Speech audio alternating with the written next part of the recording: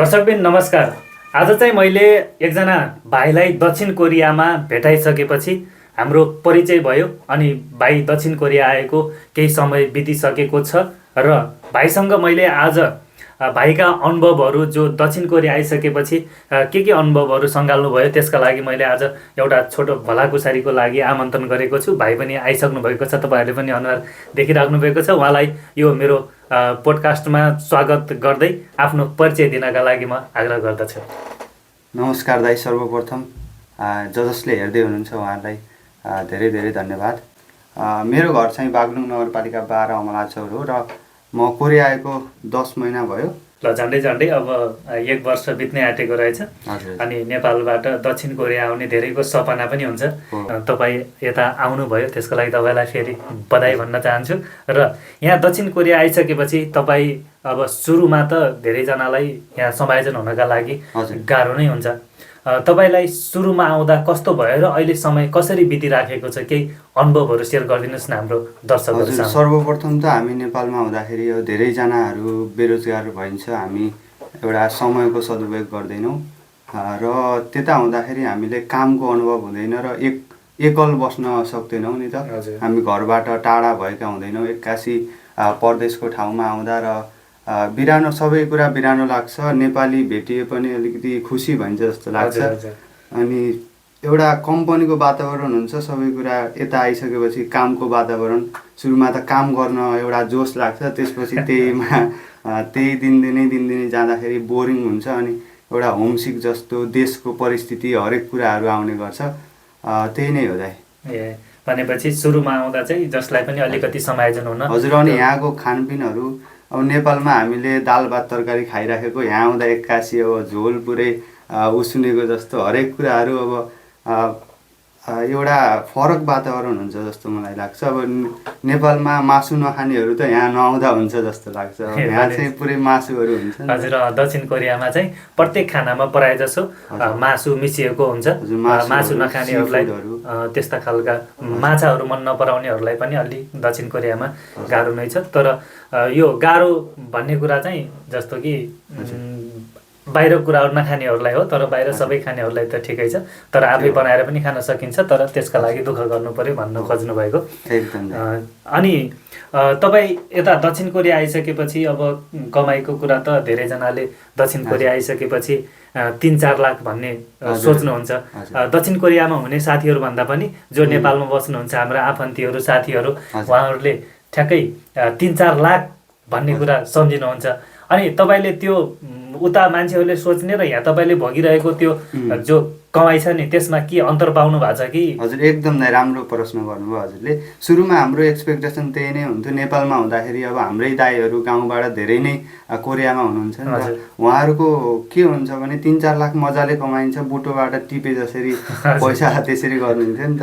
तर यहाँ आउँदाखेरि हाम्रो बेसिक स्यालेरी लगभग 2,20,000 त्यस्तो हुन्छ। त्यहीबाट हामीले आफ्नो बस्ने खर्चहरू, पानी बिजुली यतात्यता गर्दाखेरि हामीले 1.5 लाख बचाउन पनि गाह्रो हुन्छ। अनि सुरुमा आइसक्दाखेरि हामीले एक त छिटो पैसा कमाउन खोज्ने र छिटै फर्किन खोज्ने एउटा मानसिकता हुन्छ।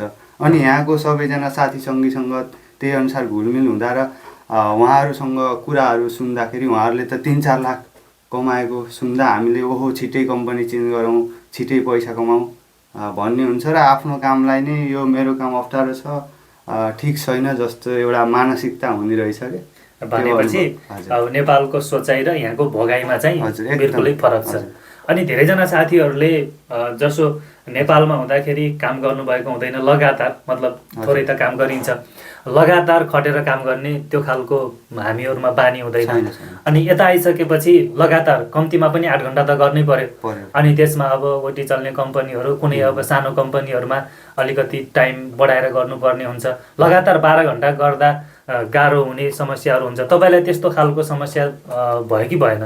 एकदम दाइ। त्यसो त म नेपालमा हुँदाखेरि हाम्रो व्यवसाय मौरी पालनको व्यवसाय छ र म घरमा बिहानदेखि बेलुकासम्म काम गर्ने र आफ्नै व्यवसाय हुँदाखेरि जसरी घरमा खटिन्थ्यो अनि यसो चिया पिउन आयो, पानी खान आयो, 10-20 मिनट यत्तिकै भुलिन्थ्यो। अनि यसो मोबाइलहरू बिचमा 1-2 घन्टा काम गऱ्यो, फेरि आएर मोबाइल हेऱ्यो। अनि धेरै समय त पढाइतिर भयो। त्यसपछि अब कोरियन भाषा पढ्ने त्यो भयो। अनि हाम्रो एउटा काममा फोकस हुँदैन कि काम गरिन्छ अनि फेरि घरतिर आइन्छ सबै घुलमिल भइन्छ, काम गरे जस्तो नै हुँदैन। तर यहाँ आइसकेपछि एउटा सानो सजिलो काम भए पनि त्यो रेगुलर गर्दाखेरि दिमागमा एउटा स्ट्रेस भइरहने, अनि किन आएको छु म, कहाँ आएको छु जस्तो अनुभव क्या। मैले नेपालमा के गर्नु पर्थ्यो, के गरेँ मैले, यस्तो कुराहरू हुन्छ। र सजिलै काम भयो पनि त्यसले एउटा तनाव दिने त्यस्तो कुराहरू चाहिँ अनुभव गरेको छु। अनि तपाईँको नेपाल मैले के गर्नुहुन्थ्यो भनेर सोध्नुभन्दा पनि तपाईँले अहिले जोडिहाल्नुभयो कुरा, मौरी पालन व्यवसाय। अनि त्यो अहिले तपाईँ यता आइसकेपछि पनि घरमा बुवा मम्मीहरू दाइ भाइहरूले अहिले पनि निरन्तरता दिइराख्नु भएको छ कि के छ? हजुर, हामी चाहिँ 4 भाइ हो। बुवाले आरजेको अहिलेको व्यवसाय छ। हजुर, त्यसमा 2060 सालदेखि बुवाले सुरु गर्नुभएको थियो एउटा कुनामा मौरी आएर बस्दाखेरि। अनि त्यहीबाट बढाएर बुवाले अब हरेक आफ्नो कामहरू गर्न हिँड्ने, घरहरू बनाउने लगायतका सिकर्मी डकर्मी काम गर्दा गर्दै मौरीका घरहरू बनाउने, मौरी सम्बन्धी तालिमहरू लिएर त्यसबाट पछि दाइहरूले त्यसमा साथ दिनुभयो। र त्यही नै गर्दै गर्दै हाम्रो घरमा अहिले दाइहरूले पनि व्यवसाय हेर्नु भएको छ, बुवा मम्मी सबै परिवारले। भनेपछि निरन्तर चलाइराख्नु भएको छ। र अन्तिममा आज हाम्रो यो बसाइमा आइदिनु भयो, त्यसका लागि तपाईँलाई धेरै धेरै धन्यवाद व्यक्त गर्न चाहन्छु। अब हाम्रो यो एपिसोडको अन्तिममा आइसकेका छौँ र जो हाम्रा दर्शकहरू हुनुहुन्छ अहिले हेरिराख्नु भएको छ उहाँहरूको लागि, अथवा तपाईँ आज यहाँ आइसकेपछि आफ्ना विभिन्न कुराहरू राख्नुभयो, अन्तिममा केही भन्नै पाए हुन्थ्यो, यो कुरा चाहिँ छुटाउनु हुँदैन भन्ने खालको छ भने राख्न सक्नुहुन्छ। धेरै धेरै धन्यवाद दाइलाई। र जसले हेर्दै हुनुहुन्छ उहाँहरूलाई मैले के सुझाव दिन चाहन्छु भने हामीले विदेश जानुपर्छ, एउटा अवसर पनि हो विदेश जाने। विदेशलाई पनि एउटा अप्सनमा राख्नुपर्छ। कसरी राख्नुपर्छ भने नेपालमा हुँदाखेरि नै नेपालमा के गर्न सकिन्छ, यस्तोमा योमा अवसर छ, यसमा अपर्च्युनिटी छ भन्ने कुराहरू पनि विदेशमै लिएर आउनु। त्यसले गर्दाखेरि पछि नेपाल फर्किसकेपछि नि त्यसले एउटा ठुलो योगदान गर्छ जस्तो लाग्छ। हामीले पैसा भन्दा पनि सुरुमा एउटा प्यासन, मलाई चाहिँ यो काम गर्दा जिन्दगीभरि खुसी हुन्छु र योबाट पैसा पनि आउँछ भनेपछि त्यतातिर लाग्नुहोस् भन्न चाहन्छु।